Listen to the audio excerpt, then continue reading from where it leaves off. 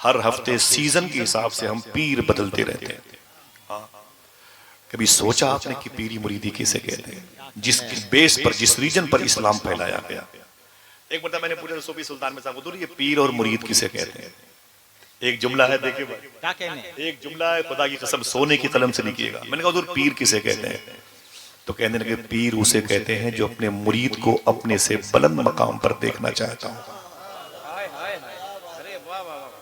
पीर उसे कहते हैं जो अपने मुरीद को अपने से बुलंद मकाम पर देखना चाहता हो। मैंने कहा बात तो बड़ी, जैसे कहते तुम कहते हो पीर थे गौसे आजम, मैं कहता हूं पीर थे उनके पीर शेख अबू सईद मखजूमी। मैंने कहा क्यों? बोले इसलिए कि अपने मुरीद शेख अब्दुल कादिर को अपने से बुलंद मकाम पर देखना चाहते थे। तो रिजल्ट क्या निकला कि शेख अबू सईद मखजूमी पीर हुए, गौसे आजम बड़े पीर हुए, बड़े पीर हो गए। फिर फरमाते हैं कि तुम्हारी नजर में पीर पर्सनालिटी है, खूबसूरत चेहरा है, वो शिमले, वो जुब्बे, वो दस्तार, वो मौसम और माहौल के एतबार से, वो मैचिंग के एतबार से कपड़े। बोले ना ना ना, पीर उस कैरेक्टर का नाम है जो तुमने वादा किया। मैं झूठ नहीं बोलूंगा, झूठ ना बोलना, ये कैरेक्टर तेरा पीर है, ये फरमाया। मैं गीबत नहीं करूंगा, गीबत से बचना, ये किरदार तेरा पीर है, ये फरमाया। ये किरदार तेरा पीर है, ये किरदार तेरा पीर है। फिर जब ये गरीब नवाज का फैज आगे बढ़ता है तो फिर पीरी मुरीदी के नए उसलूब और आइन और आर्टिकल बनते हैं। फिर उन्हीं के परपोते को महबूब इलाही। आप लोग दिल्ली में रहते हैं, ख्वाजा निजामुद्दीन औलिया की बारगाह में गए हैं कि नहीं गए? जितने लोग गए हैं हाथ उठा के बोले माशाअल्लाह, जरा मोहब्बत से कहते हैं सुभान अल्लाह। कैसे कैसे रंग आहंग फूल गरीब नवाज ने पैदा किए हैं, सुभान अल्लाह।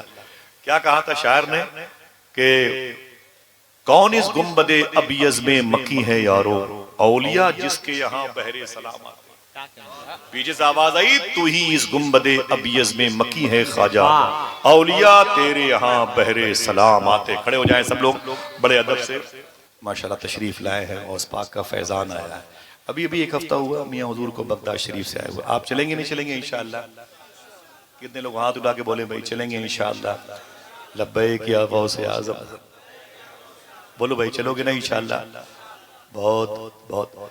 ओ गौस पाक सरकार के बारे में क्या कहा जाए, क्या कहा जाए, माशाअल्लाह सुभान अल्लाह। मियां थोड़ी इंशाअल्लाह इजाजत है। उधर गौसे आज़म का फैज़ माशाअल्लाह सुल्तानुल रिजाल है, सुल्तानुल औलिया। किसी मौके पर आऊंगा तो फिर गौस पाक की बात करूंगा। बस आप सुन लें दो बातें। मैंने कहा बस 2 मिनट में मैं अपनी बात खत्म कर दूं। मुझसे मुलाकात हो गई और माशाअल्लाह अपनों की मुझे ज़ियारत हो गई, उलमाए किराम की।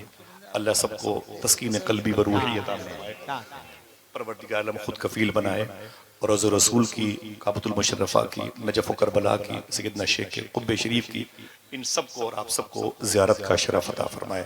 पीरी मुरीदी का तसव्वुर जो ख्वाजा साहब की बारगाह से था वो बिजनेस के तौर पे नहीं था।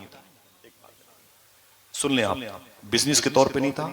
मुरीदों की भीड़, मुरीदों की तादाद में इजाफा करना ये मकसद नहीं था ख्वाजा साहब का। उन्हें अपने दादा जान के दीन को फैलाना मकसद, समझ रहे हैं? जिसको भी करीब किया उसके हाथों में इस्लाम का झंडा दिया, उस पर लिखा था इन्न दीन इंदल्लाहिल इस्लाम। ये तालीम आपने बख्तियार काकी सरकार को दी, उन्होंने ये तालीम बाबा फरीद को दी, उन्होंने ये तालीम महबूब इलाही साबिर पाक को दी, उन्होंने ये तालीम ख्वाजा नसीरुद्दीन चिराग देलवी को दी, उन्होंने ये तालीम ख्वाजा बंदा नवाज गैसुद्दराज को दी। फिर यहीं से पूरी दुनिया में तालीम मोहब्बतों की एक नए उसलूब के साथ फैली हुई है। दुनिया में हर शख्स के मुकाबले में आ सकता है, लेकिन कोई दुर्वेशों का मुकाबला नहीं कर सकता। एक बात याद कर लें, फकीरों का मुकाबला कोई भी नहीं कर सकता। मैं चुपके से रहे तो एक बात बताऊं, इनमें से एक मुरीद का नाम है महबूब इलाही और पीर का नाम बाबा फरीद। फिर ये सिलसिला आगे बढ़ा तो महबूब इलाही एक पीर का नाम है, अमीर खुसरू एक मुरीद का नाम है। आप भी तो मुरीद हैं और हम भी मुरीद होने का दावा करते हैं। मुरीद ये थे जिन्हें अमीर खुसरू कहते हैं और पीर वो थे जिसे महबूब इलाही कहते हैं। बोलना नहीं, कोई हंगामा नहीं, थोड़ी सी एनर्जी बचा के रखें, काम आएगी। हुजूर महबूब इलाही क्या फरमाते थे? ऐ अमीर खुसरू मेरी जिंदगी की दुआ किया कर। सुनना साहिब, मेरी जिंदगी की दुआ किया कर। कहा हुजूर क्या मतलब? कहा इसलिए कि तू मुझसे इस कदर मोहब्बत करता है, मैं तुझसे इसलिए कह रहा हूं कि मेरी जिंदगी की दुआ किया कर। जब तक मैं जिंदा रहूंगा तब तक तू जिंदा रहेगा, अगर मैं न रहा तो तू भी न रहेगा, तुझे मेरी जुदाई बर्दाश्त नहीं होगी।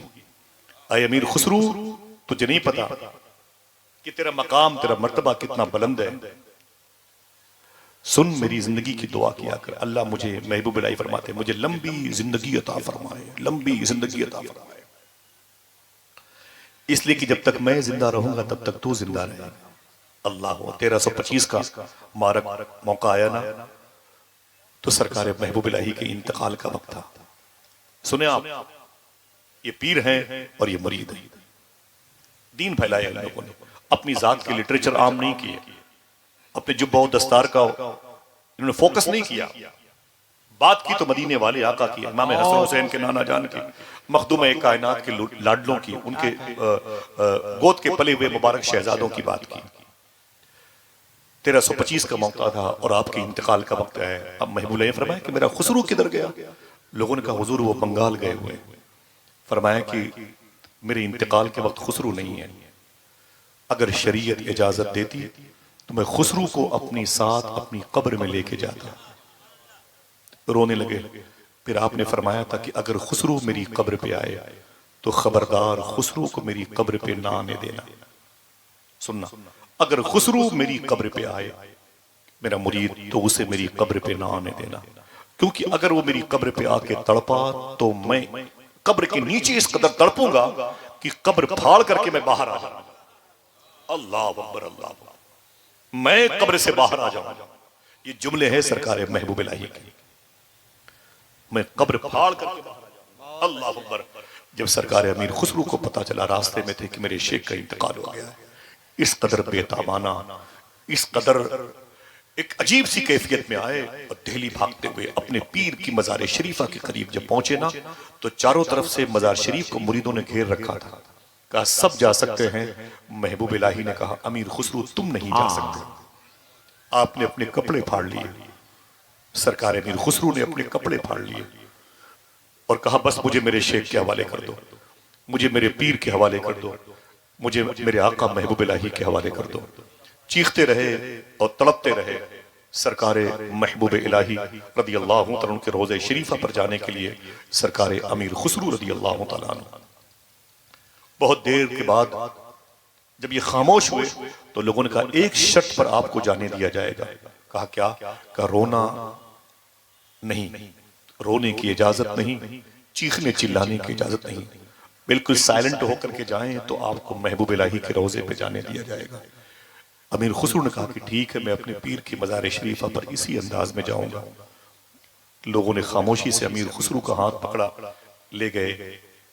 मुबारक मस्जिद है, उसके सामने सरकार अमीर खुसरू को महबूब इलाही के रोजे पाक के करीब खड़ा किया। जैसे आपकी नजर अपने पीर की मज़ार शरीफ पर पड़ी, कलेजा बाहर आ गया। दिल की आंखों से कब्र के अंदर की तस्वीर अपने पीर की देख ली। आपने वहीं पर खड़े खड़े एक शेर कहा, गोरी सोए सेज पर मुख पर डाले केस, चल खुसरू घर आपने सांझ भयू चौदेस। अमीर खुसरू फरमाते हैं कि मेरे पीर के चेहरे पर उनके इंतकाल के बाद उनकी जुल्फें आके यूं हैं जैसे बादलों में चांद छुपा हुआ। मेरे पीर की जुल्फें उनके चेहरे पर ऐसे मुझे नजर आ रही हैं जैसे शाम हो गई। खुसरू कहते हैं कि ऐ खुसरू चल, तेरी भी जिंदगी की शाम हो गई है। ये कहा और बहुत ज्यादा दिन न रह पाए, इंतकाल हो गया। ये उनकी जिंदगी का आखिरी शेर था जो अपने पीर के रोजे मुबारक के करीब सरकार अमीर खुसरू ने पढ़ा और फिर बर्दाश्त न किया और हमेशा के लिए इंतकाल कर गए। साहिबों, क्या ऐसा कोई दर्दमंद मुरीद है जो अपने पीर के अकवाल जर्री से इस कदर मोहब्बत करता हो? नहीं। हमारे यहाँ तो चेहरे बदल बदल के मुरीद हो जाते हैं। हमारे यहाँ तो पर्सनालिटी देख करके अपने आप को बेचा जाता है। हमारे यहाँ तो लिबास देख करके फैसले किए जाते हैं। खुदा की कसम, अमीर खुसरू ने लिबास देख के फैसले नहीं किए, अमीर खुसरू ने किरदार देख करके फैसले किए। कौन है महबूब इलाही? बोलना बैठे आप, कौन है महबूब इलाही? मालूम है आपको? कभी जाओ तो जाओ उनकी बारगाह में। मैं मियाँ उदूर में बगदाशी जा रहा था तो एक अटैक था फ्लाइट पर, तो दिल्ली में 5-6 दिन रुक गया, जा नहीं पाया। तो मैं रात में जाता था तो मैं एक पर खादिम साहब से मैंने कहा हुजूर दुआ कर दें बगदाद शरीफ का मेरा मामला आसान हो जाए, मैं दिल्ली में रुका हुआ हूँ। फरमाया कि जब तक न जाना यहीं आते रहना, फिर मैंने कहा कि हुजूर कुछ बताएं महबूब इलाही के बारे में। तो बोले कि तुम्हें पता है कि औरंगजेब आलमगीर की बेटी रात के आखिरी हिस्से में पर्दे के साथ में महबूब इलाही की मज़ार शरीफा पर आया करती थी। एक दिन वो पर्दे में आप बैठी हुई थी तो अचानक दो बुजुर्ग तशरीफ लाए। ये खादिम साहब ने बताया, दो बुजुर्ग तशरीफ लाए अचानक। जब तशरीफ लाए तो एक ने पूछा मुझसे, बेटी तू कौन है, तू कौन है, क्या करने आती है तू? तो औरंगजेब आलमगीर की बेटी ने कहा कि हुजूर मैं औरंगजेब आलमगीर की बेटी हूँ, मैं महबूब इलाही की मज़ार शरीफ पर आती हूँ। बोले चाहती क्या है? बोले मैं हुजूर गौसे आजम के दरबार में जाना चाहती हूँ, बड़े पीर की मज़ार शरीफा बाबू शेख देखना चाहती हूँ। तो उस आवाज ने क्या कहा, तू जिस शेख अब्दुल कादिर जिलानी के रोज़े शरीफा पे जाना चाहती है वही तो मेरे बगल में खड़े हैं, अल्लाह वही तो मेरे करीब खड़े हैं। इतना सुनना था कि वो बुजुर्ग मुस्कुराए, तो जब मुस्कुराए उन्होंने क्या कहा, तू जिस महबूब इलाही के रोजे पे आ करके फातिहा पढ़ती है ना, उन्हीं से तुझे हम कलामी का शरफ हासिल हो। ये महबूब इलाही तो है। इतना सुनना था, वो बेताबाना एक जज्बी कैफियत पैदा हुई। उसने उस निशान को, उस जमीन को पहचान लिया और फिर रातों को पर्दा लगा करके इत्र की खुशबुओं में उस जमीन को बसा करके उस जमीन पर अपने मुबारक वो बालों से वहां की खिदमत किया करती थी। और फरमाया था मेरे मरने के बाद मुझे वहीं पर दफन कर दिया जाए जहां हुजूर गौसे आजम और महबूब इलाही खड़े होकर के मुझसे बातें कर रहे हैं। आज भी अमीर खुसरो और महबूब इलाही के रोज़े शरीफा के करीब में एक कैंपस है, उसी कैंपस में औरंगजेब आलमगीर की बेटी मौजूद है। वो उसूल था जो हमारे बुजुर्गों का हमारे पास नहीं है। हमने आज वादा किया है हम झूठ नहीं बोलेंगे, और जबकि निकल के झूठ ही बोलने के लिए हम जलसों से बाहर जा रहे हैं। कैसे बात बनेगी मुझे बताएं। हमने आज वादा किया है कि हुजूर मैं वादा करता हूं कभी हराम नहीं खाऊंगा, और निकल करके ही हर हरामकारी के अड्डे पर कब्जा कर लेते हैं। इसे तो नहीं कहते पीरी मुरीदी। इसी सिलसिले को आगे बढ़ाया गया। रामपुर में एक बुजुर्ग हैं, देखें दीन कैसे फैलाया। शाह जमालुल्लाह रामपुरी, मियां हुजूर के घर के करीब बुजुर्ग हैं। शाह जमालुल्लाह रामपुरी बड़े बुजुर्ग हैं, बड़े बुजुर्ग हैं। उनका एक मुरीद अब्दुल्ला शाही नौशाही नाम था, अब्दुल्ला नौशाही, बड़े महबूब इलाही नौशाही भी कहते थे लोग उनको। मालूम है पीर के दिल में शिकार का बड़ा शौक था और मुरीद के दिल में परिंदों की बड़ी मोहब्बत। पीर के दिल में शिकार का बड़ा शौक था और मुरीद के दिल में परिंदों की बड़ी मोहब्बत थी। अल्लाह अकबर। जैसे पीर साहब चुपके चुपके शिकार करने जाते तो अपने इस मुरीद को दरगाही नौशाही महबूब इलाही जिसका नाम था लेके जाते थे, और जैसे वो निशाना लगाते पीछे जी पत्थर फेंक करके परिंदे को उड़ा देते थे। तो वो नाराज होते हैं, दरगहिया हिंदी बोलते थे, और दरगहिया तू मेरे परिंदों के शिकार को रोकता है। ऐसे ही सिलसिला चलता रहा चलता रहा चलता रहा।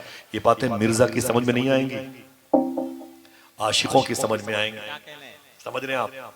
वो बात बढ़ती रही। एक मरतबे आपने जैसे निशाना लगाया ना, सरकारे जमालुल्लाह रामपुरी ने, हाफिज जमालुल्लाह रामपुरी ने पीछे से सरकारे दरगाही महबूब इलाही नौशाही ने मारा पत्थर ना, वो परिंदा उड़ गया। आप नाराज हो गए, बोले तूने मेरा निशाना खता कर दिया। दरगाही बोले जी सरकार। बोले चुपचाप यहीं पर खड़े रहो। जुमला था चुपचाप यहीं पर खड़े रहो, बस ये आखिरी जुमला होगा, चुपचाप यहीं पर खड़े रहो। इतना कहना था। उस शिकार के लिए आगे बढ़ गए पीर साहब। रामपुर में मज़ार शरीफा मौजूद है, और फिर वो अपनी खानकाह में मुरीदों की भीड़ भाड़ में जहन से बात निकल गई कि कोई मेरा मुरीद था, तो दरगाही महबूब इलाही नाम था नौशाही। 12 साल के बाद उसी जमीन पर फिर शिकार के लिए निकले ना, तो मालूम पीर साहब ने क्या कहा, हाफिज जमालुल्लाह रामपुरी ने, पता नहीं क्या बात है, मुझे मेरे मुरीद दरगाही की खुशबू आ रही। आवाज दी दरगाही, तो आप यूं हिले तो पता चला कि वो मिट्टी के कीड़े मकोड़े ने, दीमक ने आपके वजूद पे घर बना लिए थे, घास उगाई थी। 12 साल तक जहां पीर साहब ने कहा था खड़े रहे, वहीं पर 12 साल खड़े रहे। अल्लाह अकबर, अल्लाह अकबर। बड़े अजीब मामलात होते हैं। बगदाद शरीफ में एक बुजुर्ग हैं शेख मंसूर हल्लाज, ऐसे फना थे अल्लाह की खशियत और खौफ में, मोहब्बत में, कि उनकी लुंगी की इस जमीन, इस एरिए में बिच्छू ने 12 साल तक बच्चे दे रखे थे, आपको खबर नहीं थी। शेख फरीद अत्तार रहमतुल्लाह ताला अलैह ने अपनी किताब तज़कियतुल औलिया में इसे लिखा है। शेख फरीद अत्तार ईरान में लेटे हुए हैं, उनकी मदार शरीफा पर मियाँ एक आदमी के हाजिर होने का एक टिकट 45,000 का, ईरानी करेंसी के मुताबिक। समझ रहे हैं? वो अपनी किताब में लिखते हैं कि शेख मंसूर की लुंगी में तहमद में बिच्छू ने 12 साल तक बच्चे दे रखे थे, उन्हें होश नहीं थे। क्यों? फिर ये क्या है?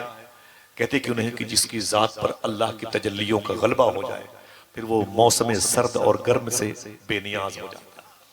समझ रहे हैं? वो जिसके दिल में रोशनी नहीं होती है, दिल मुस्तनीर नहीं होता है, उसे मौसम का लिहाज रखना जरूरी होता है, शोहरतों का, इज्जतों की पासदारी का। क्या कहा था दरगाही? फरमाया जी हुजूर, यूं हिले तो गोश्त तो खत्म हो चुके थे, हड्डियां बची हुई थी, दीमक ने कब्जा कर लिया था, घास उगाई थी और वो घिरौंदे बने हुए थे, यूं खर खर कर आप आगे बढ़े तो पीर के सामने 2 कदम चले और गिर पड़े, हड्डियां बिल्कुल बोसीदा थी। पीर साहब जमीन पर बैठ गए, अपने मुरीद को अपनी गोद में लिया, कहा तू इस हालत में? कहा 12 साल पहले हुजूर आपने कहा था यहीं पर खड़े रहने, तो 12 साल से आपकी बात मानने के लिए मैं यहां से हिला तक नहीं, यहीं पर मैं चुपचाप खड़ा हूं 12 साल से। तो इतना सुनने के बाद हाफिज जमालुल्लाह रामपुरी ने क्या कहा था? एक जुमला दिल गया तो सुभान अल्लाह कहना, दरगाही सुन, खुदा की कसम अगर तू मेरा मुरीद ना होता तो मैं तुझसे मुरीद हो जाता। क्या कहने जिंदाबाद। ये इश्क नहीं आसान, बस इतना समझ लीजिए, एक आग का दरिया है और डूब के जाना है। साहिबो हुजूर गौसे आजम की बड़ी बात करते हो। गौसे आजम की बात करें तो पैसे कितने थे? सोने की खूंटी में गौस पाक की बकरियां बांधी जाती थी। और मर्तबा कितना बुलंद था? सूफी सुल्तान मियां फरमाते हैं कि इतना बड़ा मर्तबा गौस पाक का था कि अभी मर्तबे को भी खबर नहीं कि कितना बड़ा मर्तबा गौस पाक। समझ रहे हो? मर्तबे को भी खबर नहीं। मेरा इमाम कहता है कसमें दे दे के खिलाता है पिलाता है तुझे, प्यारा अल्लाह तेरा चाहने वाला तेरा।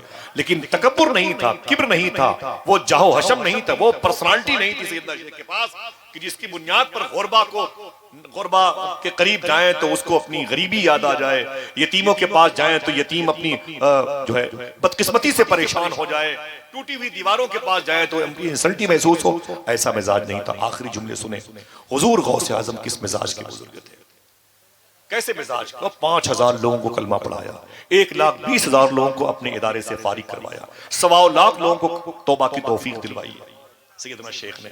एक जुमला, हुजूर गौस पाक सरकार बगदाद शरीफ के गली से निकले ना, अपने मुरीदों के साथ जा रहे थे। कौन? गौस पाक। चलेंगे इंशाअल्लाह। इंशाअल्लाह। मियां हुजूर की दस्तबोसी भी कीजिएगा, कदमबोसी भी कीजिएगा, इनके पैरों में बगदाद की मिट्टी लगी हुई है। जरा हाथों को उठा के बोले लब्बैक या गौसे आजम। सब लोग बोले ऊंची आवाज में लब्बैक या गौसे आजम।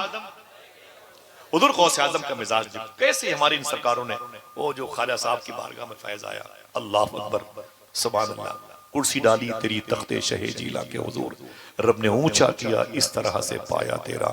सरकार हुजूर गौसे आजम का देखे मिजाज, पीरों में बड़े पीर कहलाते हैं। मिजाज क्या है?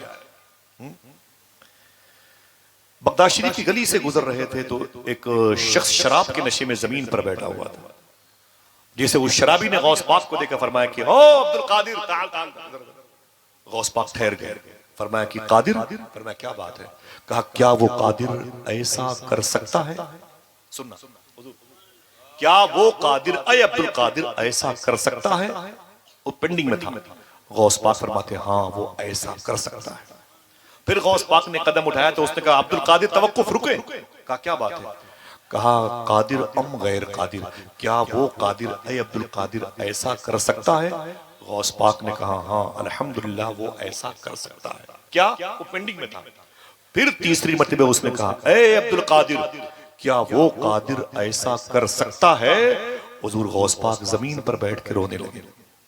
सैयदना शेख जमीन पर बैठ के रोने लगे तो खादिम को बड़ी दिक्कत हुई कि बिला वजह इस शराबी ने सैयदना शेख को रुला दिया।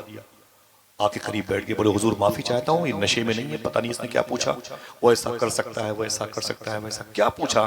तो हुजूर गौस पाक फरमाते इसने पहले मुझसे पूछा कि ऐ अब्दुल कादिर क्या वो कादिर ऐसा कर सकता है? मैंने कहा क्या? इसने कहा कि क्या वो मुझे, मैं शराबी हूँ, तौबा की तौफीक दे सकता है? कालू नाम। मैंने कहा हाँ अल्हम्दुलिल्लाह। फिर इसने कहा क्या वो कादिर अय अब्दुल कादिर ऐसा कर सकता है, मुझे तौबा पर कायम रख सकता है? तो गौस पाक फरमाते मैंने कहा हाँ वो ऐसा कर सकता है।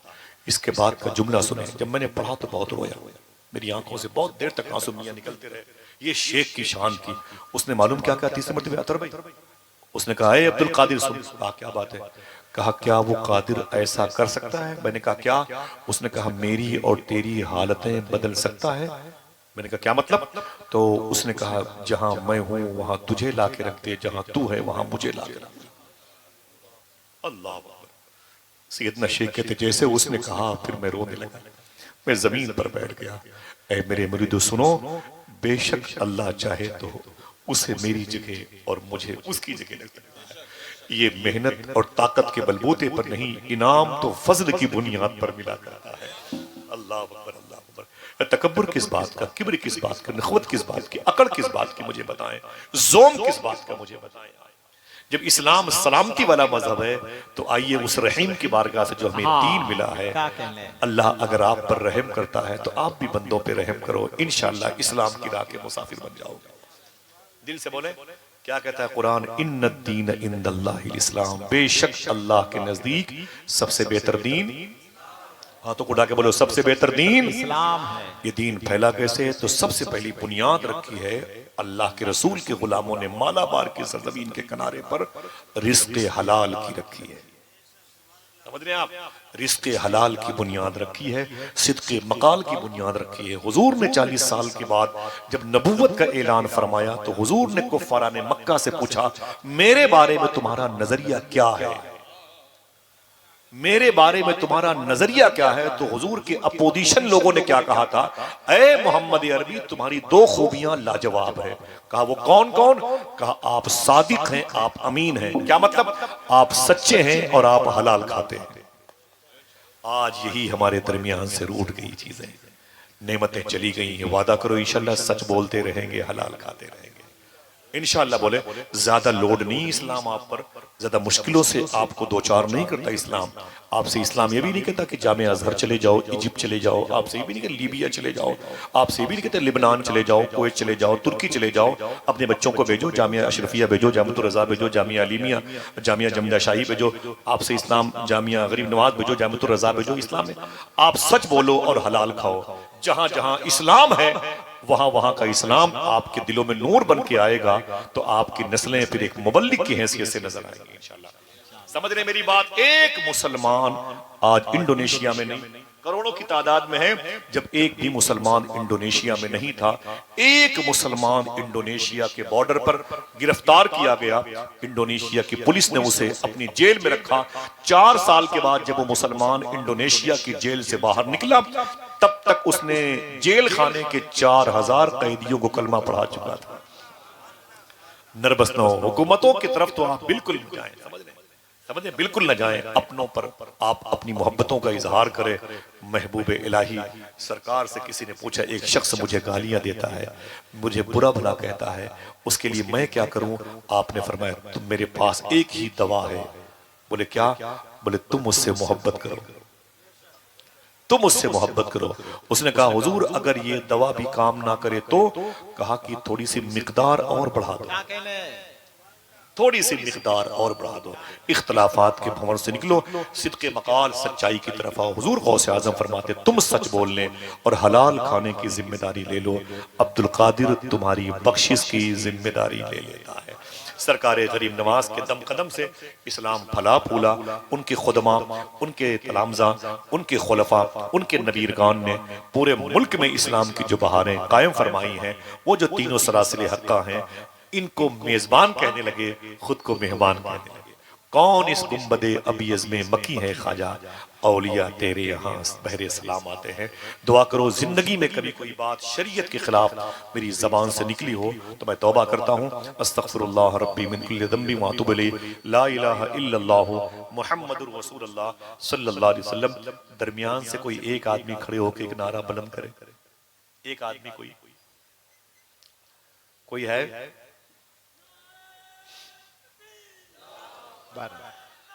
मेरे लिए बड़ी सादत की बात है, मुझे कदम बोसी का शरफ मिला।